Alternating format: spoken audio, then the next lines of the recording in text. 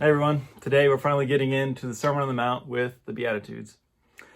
Blessed are the poor in spirit, for theirs is the kingdom of heaven.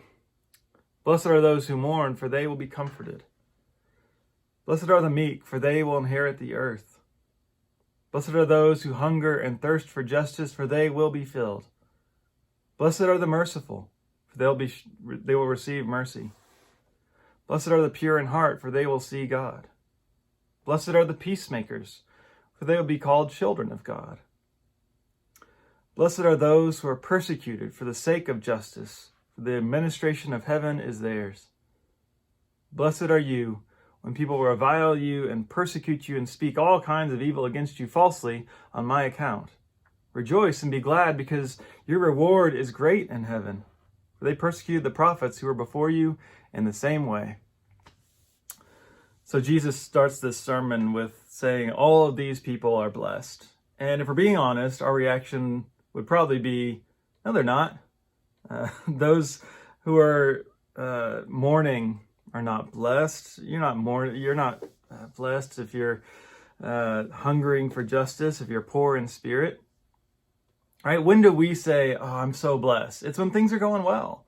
It's when we have everything that we want, right? We just always assume that when good things are happening, that means God's working in our lives. When they're not, then God's not working in our lives. And we see this tension all through Scripture, right? It goes back to Job, right? That we have to assume that if things are bad, it must be our fault. God can't be involved in that at all.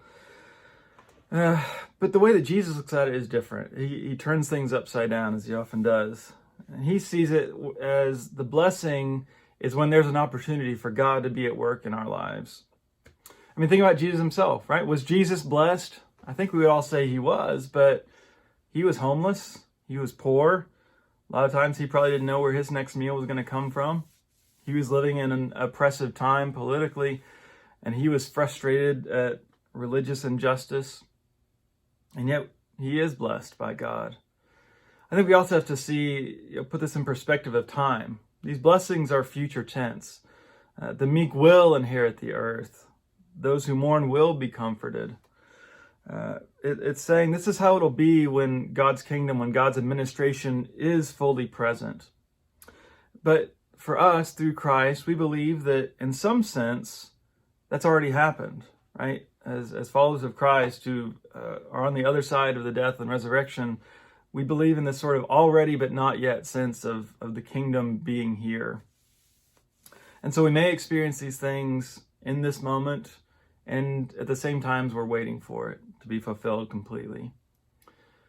The final thing to realize about these blessings is that they are blessings, they're not commands, right? And so if they're blessings, they don't come from us, they come from God. Now we should hope to and strive to be peacemakers, but ultimately, we can't bless ourselves. That's a gift of God. So may God bless you today.